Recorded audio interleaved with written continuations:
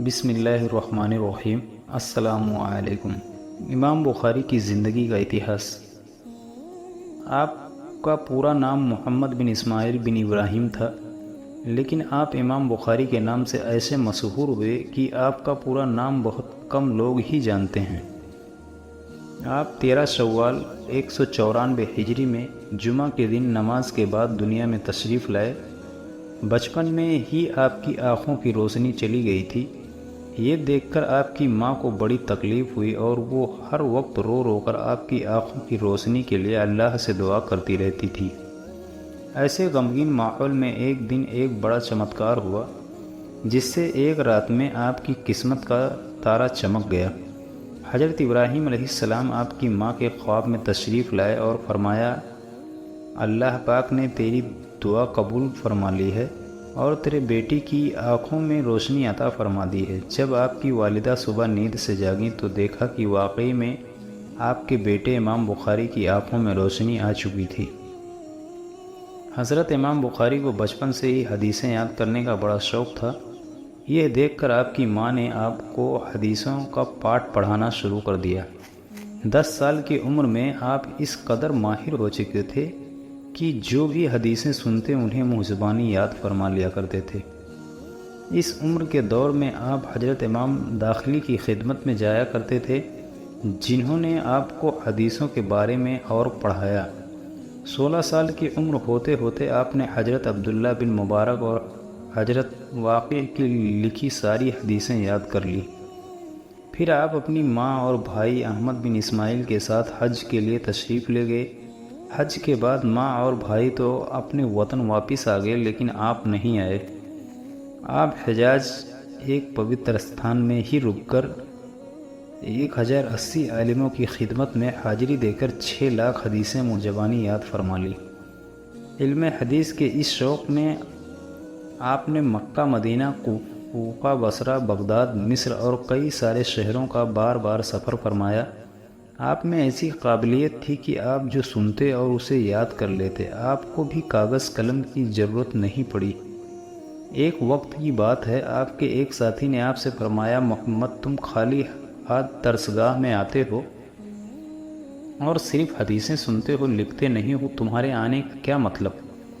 آپ نے فرمایا، تم میرا امتحان لے سکتے ہو کہ میں نے درسگاہ میں آ کر کیا حاصل کیا۔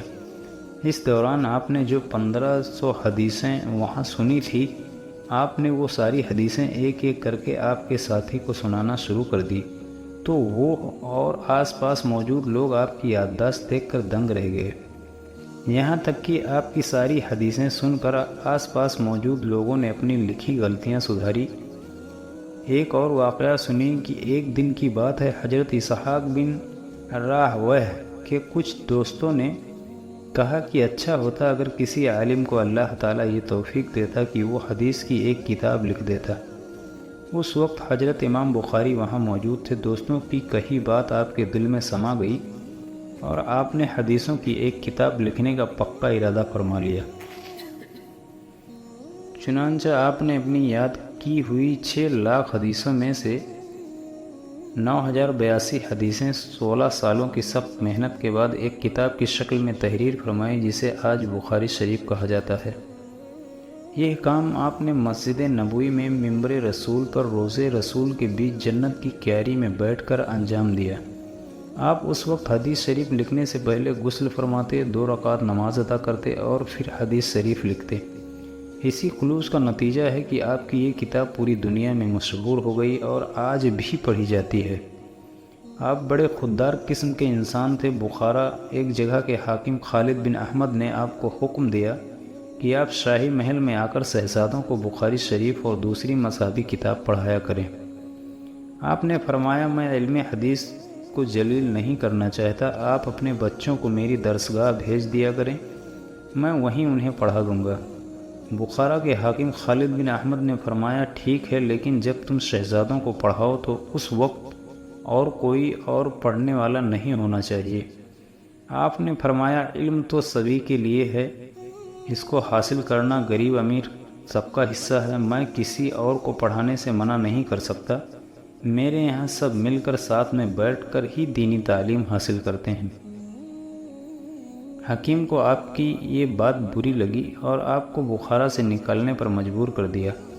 آپ بخارا سے چل کر نیشابور پہنچے، لیکن وہاں کے حاکم نے بھی آپ کے ساتھ ایسا ہی برتاؤ کیا۔